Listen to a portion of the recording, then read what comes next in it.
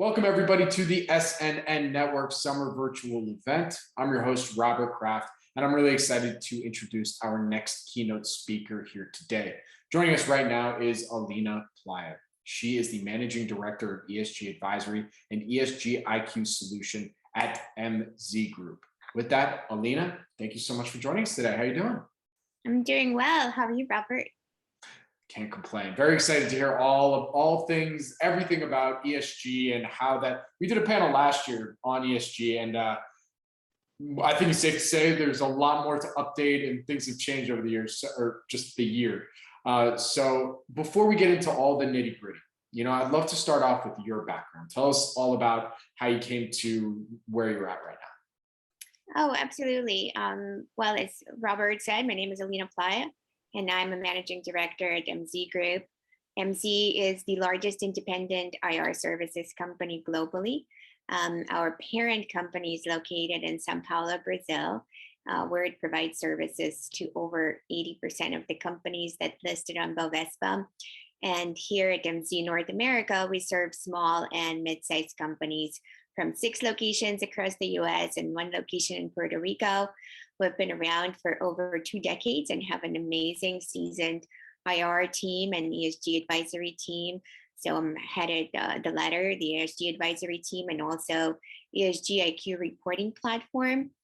The way the regulatory side of ESG disclosure is moving these days, it really became basically an integral portion of our IR related communications because we encourage our clients to start on integrating reporting as soon as possible. So any earnings calls and a lot of investor communications at this point, focusing on very, very important subjects such as diversity and inclusion, waste management, energy management, so on and so forth.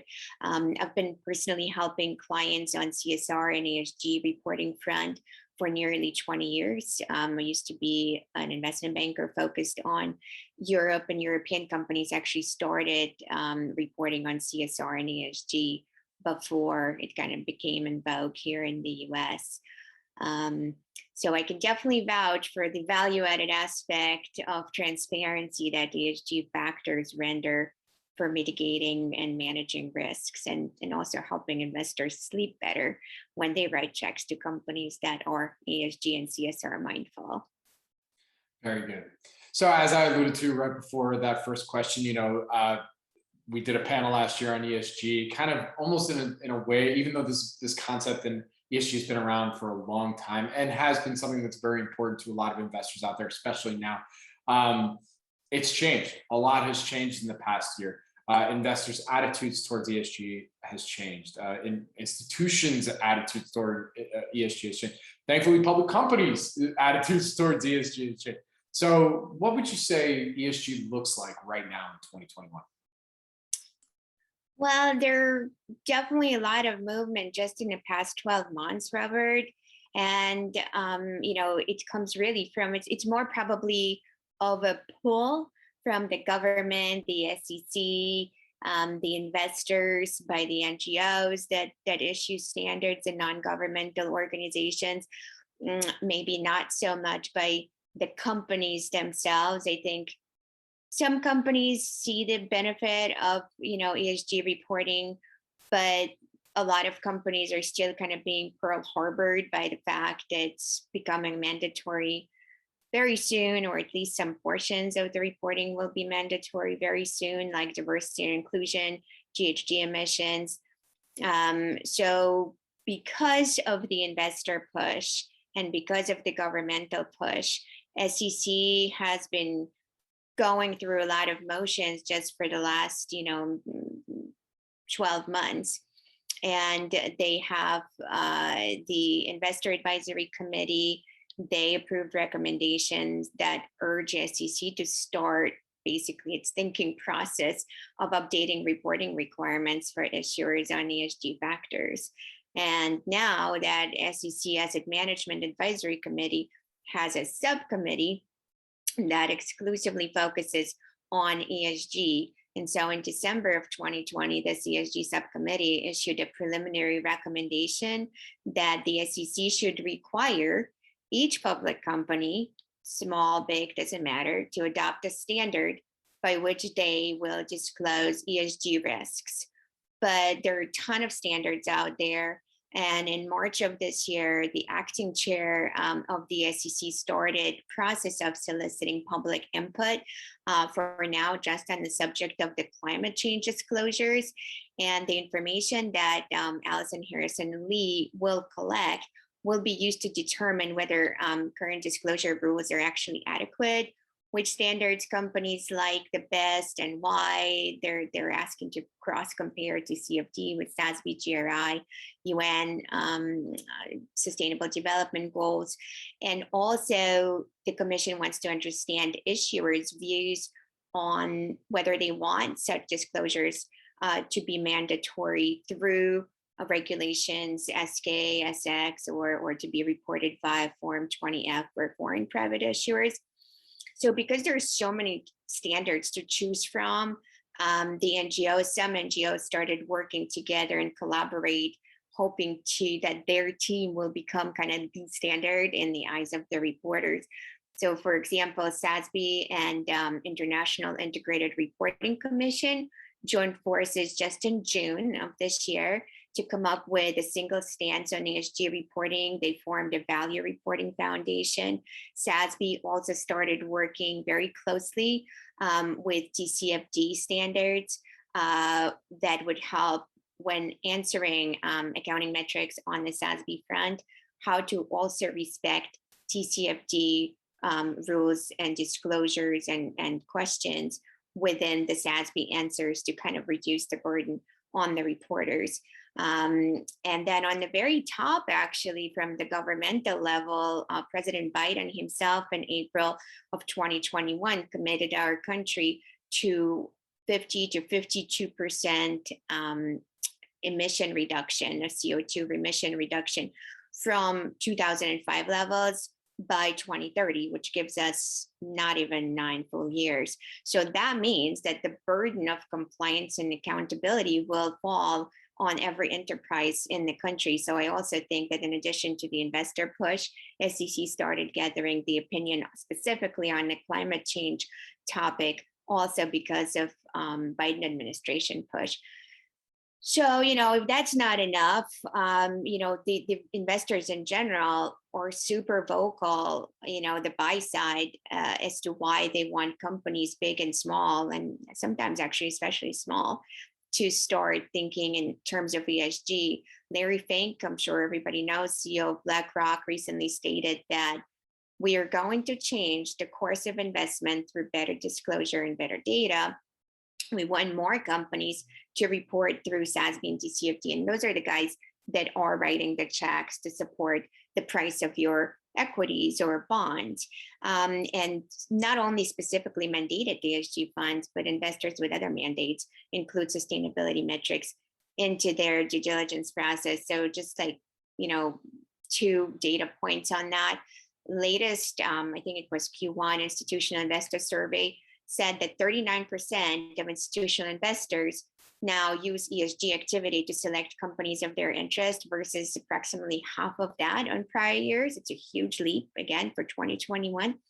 And Bank of America, US equity and quant analyst team this year said in their Q2 survey, 4 out of 5 investors on the wealth and institutional management side now consider ESG factors, and that's 80%. So my apologies for this very long answer. Again, definitely a mouthful, and I skipped a lot of things, but I hope that the length of my answer, it's basically, just on this year's development, will ignite a thinking process and maybe even sense of urgency among your listeners, because the velocity is definitely picking up in terms of the regulatory aspects and the degree of mandatory reporting on the ESG factors. Just wait till everybody hears the length of the next answers for the few questions I was about to ask. I'll try to keep it. No, you're doing great. I'm just messing. All right. You're funny. So, So then, what are some criteria for companies to understand whether or not they're within ESG compliance, despite being in different industries? So, as of right now, in the US, anyways, there is no mandatory compliance, which is why we encourage, clients and companies that are listening to us to start doing their research and start reporting on something so they can have kind of that runway. Um, the most important thing for companies is really to figure out what's their story and what's material for them. Because as I mentioned, there are 10 different standards that companies can choose from, either to be their only standard, or if the company has experience and resources, they can figure out a combination of standards that align with what they're doing on a corporate strategy front. So Sustainability Accounting Standards Board, SASB, is probably the most granular level. They have 77 different sub-industries. They have 11 sectors, and then 77 sub-industries within those 11 sectors. So their accounting metrics are super pertinent to what your business is doing in particular, your peers is doing in particular. And then there are a couple of other standards like GRESB, for example. They are just for the real estate sector. And then there are standards that are very broad, like GRI or TCFD, even though TCFD is, as I said, working closer with SASB. So they are actually trying to mold themselves to be more sector pertinent. But with GRI, they have the same basically stance, whether you're a cruise operator or coal miner or a bank, for example. But all of these standards really want to have one thing in common, which is shed the light on the most material issues and their financial impact on your company. So what can derail your success if not managed properly? What can implode you? Or what can actually help you succeed and become more resilient? So therefore, before thinking about compliance, it's definitely good to jot down material issues. And the way we suggest that companies do it, if they're not using, third-party help from the outside help, is to survey basically their environment, the internally and externally. So internal audience obviously is management and board of directors. So the company just has to do whatever they normally would do for corporate planning and strategic planning, which is go through P&L items, analyze assets and liabilities, legal actions, and identify sensitive areas there. And usually sensitive points are already mentioned in the risk section of the regulatory filings. So companies just have to zero in on the most likely risk scenarios that they have listed there. But then in addition to the financial items, it's very important not to forget and assess most significant off-balance sheet items. For example, like supply chain, vendor engagement practices, like who do you give business to? Is it local businesses? Do you support mom and pop shops, minority owned businesses? How do you support local economy, jobs? And if you don't, why not? And then of course, do a lot of analysis on the human resource aspects and practices. If, for example, you've been reviewed by some regulators, review any citations or irregularities that they might have wrote you guys up for, and whether it's state or industry watchdogs that you were dealing with. So definitely have to include that. The off-balance sheet asset piece is very important. In the last 5 years, the amount of intangible assets as percentage of book value of S&P 500 companies went up to 70% from low 30s. So ESG definitely will help you monitor and evaluate that piece of the unseen that can create black swans. And then definitely talk to your shareholders, to your investors, whether current or institutions that you want to have on your roster, because whatever your internal understanding is of what's material for your company may be quite different from the broader perspective that the buy side will share with you, because they have the benefit of tracking your peers, your industries, so on and so forth. That can be done through questionnaires and surveys, et cetera, et cetera. And then once you compile the list of material items, then you can read through all of the standards that I've listed earlier and figure out kind of which standard aligns better with the material items that you have for your business. Actually, our team created an ESGiQ collaboration tool, and it hits a lot of pain points that first-time reporters, but also seasoned reporting companies are dealing with.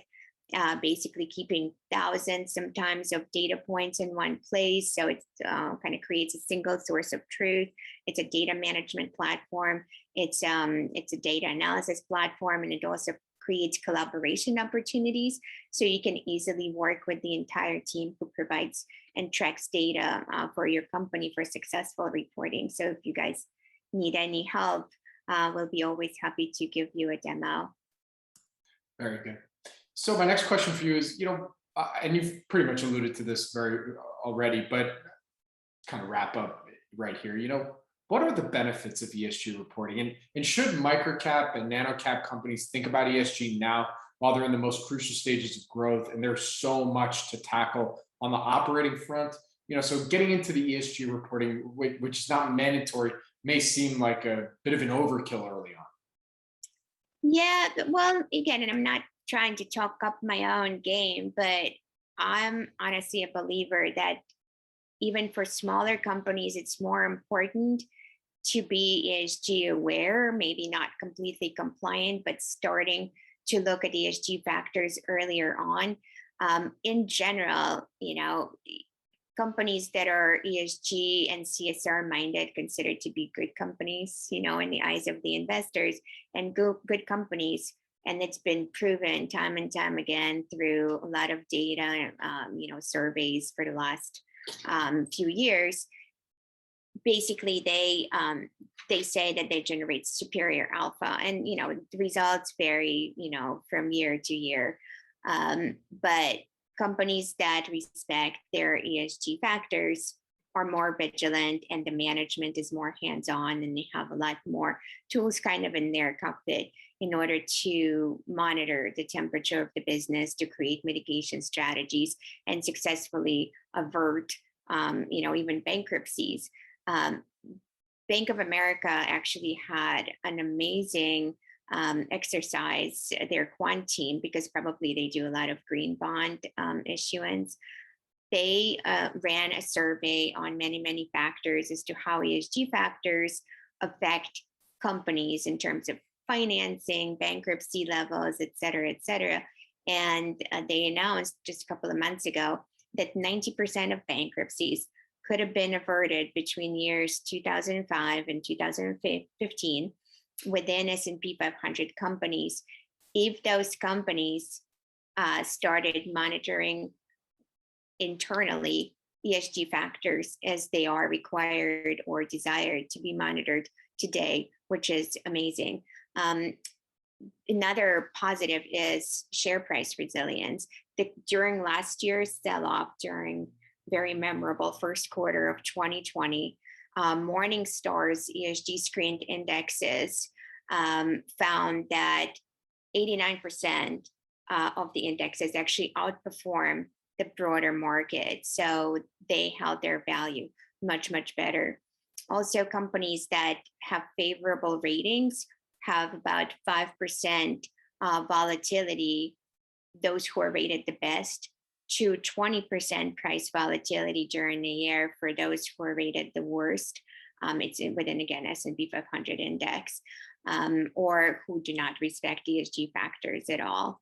Then there's something to be said about funding costs. Obviously, companies that are ESG minded, they are considered to be much lower risk because they have policies and procedures in place. It's all very clear, and they're monitoring a lot more factors than just factors that are within their financial statement. And so the funding costs can differ by as much as 150 basis points. And that's, really tangible impact, obviously, on a P&L. And then last but not least, the human resource factor. Companies that are tracking that S in the middle of ESG and produce happier employees have a whole slew of benefits because their turnover is lower. They're saving on hiring fees and costs. They don't have any kind of bottlenecks related to an ability to hire employees.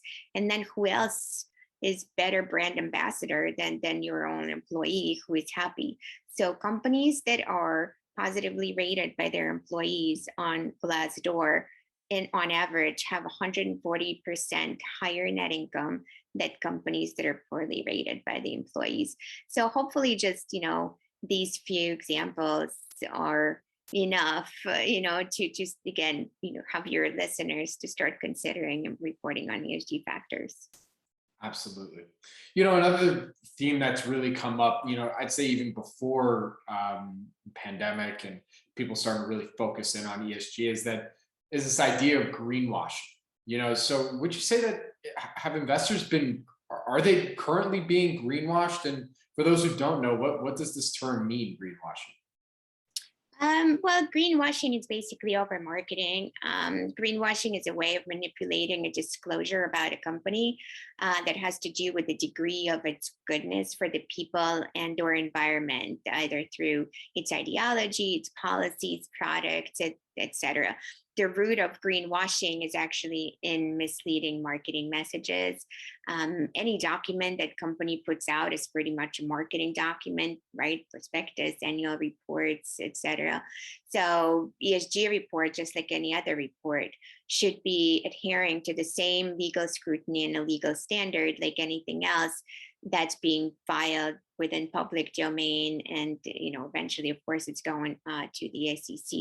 And that's why companies must be very vigilant as to what kind of information they're sharing, whether it's mostly feel-good stuff, can it be really backed up? Because everything that's being reported, especially numbers, will and is audited and will be audited with even more scrutiny. So there is an increasing pressure from public companies, from investors, and the government, as we just discussed, to report on ESG. The company's peers are doing it. Green funding is available. Then, we hear from the TV and see a lot of articles that the millennials prefer greener-minded companies. But, on the other hand, ESG reporting requires a lot of time, significant learning curve, significant resources. So that combination, sometimes might lure companies into either cutting corners, reporting for the sake of reporting, or making statements that are a lot more upbeat than they should have been. And some major companies got burned because of these overstatements of what is versus what they're saying it is now. Probably the most recent example is Trevor Milton, the former CEO of Nikola, being indicted on 3 counts of misleading investors as to where their company is in terms of the hydrogen fuel motors and batteries, rather, for the trucks, how ready the trucks are, what their proprietary clean tech technology is. He stated that the battery technology is proprietary, it's made in-house. Well, not even close. And so last week, he actually surrendered voluntarily on all of the counts and went to jail. Then just a few months ago, one of the hedge funds accused Oatly, the oat milk producer that's been around really since the 90s, as to, they scrutinize the amount of water that they're using in their production versus what they claim, how good they are for the planet, how good they are for the people versus the resource usage. And then like even bigger companies, Nikola and Oatly, they're smaller, obviously. Company Nikola was basically a startup and still is a startup, but companies even like BP are not shielded from certain bloopers which is again, should signal how vigilantly different departments should be working, communications versus financial, department that reports on the financial statements. In December of 2019, there was a charity, I don't remember the name right now, launched a complaint against the BP, accusing them of misleading investors, that they are leading the way basically in clean tech. So we all know, obviously, that energy sector is one of the largest contributors to global GHG emissions, and countries currently vouch to have major push in switching from energy supply from fossil fuels to less carbon intensive resources. And so BP, when they claim that they're leading the way in that switch, on their financials, they actually showed that 96% of their annual capital expenditures was spent on non-renewable oil and gas resources, and only 500 million that year, which is not even 4%, was invested in the low carbon initiatives, which is complete opposite to what they stated. And then similar charges were filed for Ryanair, boxed water, just to name a few. So definitely have to be very vigilant as to what you're reporting, how you're reporting, and be realistic in the statements, keeping in mind that you will be audited and held responsible to what you're stating. Very good. Well, before I let you go here, what would you like our audience, what are a couple of things you'd like our audience to take away from our chat today? Well, in summary, I would say, again, I keep preaching, my mantra always: start reporting sooner rather than later. Investors notice, appreciate, and are looking for companies that integrate material ESG issues into their proxies.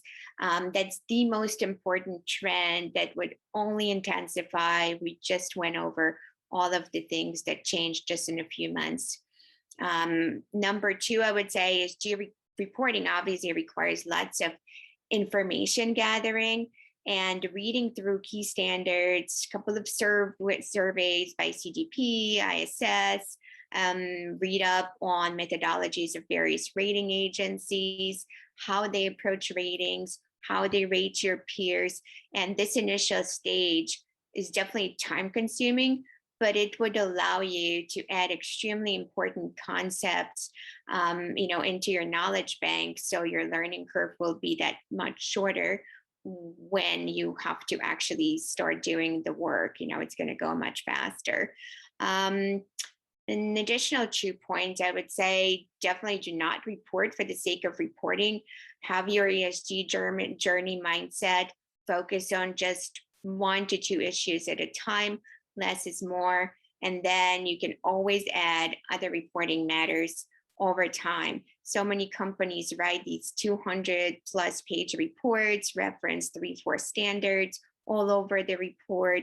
They reference external sources, sec.gov, their own website, and it's very hard on the reader. And, eventually people just only would read some of the sections of the report, but not others. So make sure that you report very cleanly, in a succinct way, so the information that you're putting out is usable.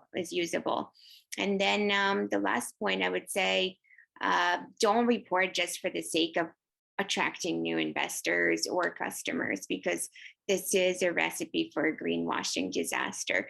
Treat ESG analysis as an exercise in becoming more self-aware as a corporate entity, to analyze the weakest and strongest link. It's basically a health check.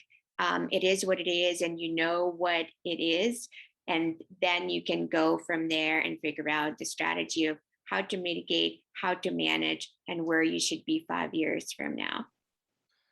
Well, Alina, with that, where can our audience go and find more information about ESGiQ, and maybe to get in touch with you to learn more? Absolutely. Well, my contacts are under team. Our corporate website is mzgroup.us, and you will see all of the services that we offer. And ESGiQ and ESG advisory is one of them. And you will find my contacts there and also under the team. Very good. Well, Alina, thank you so much for joining us today. I really do appreciate it. Good luck, stay safe, and I look forward to our next update. Thank you so much again for having me, Robert. Stay well. Thank you. Okay.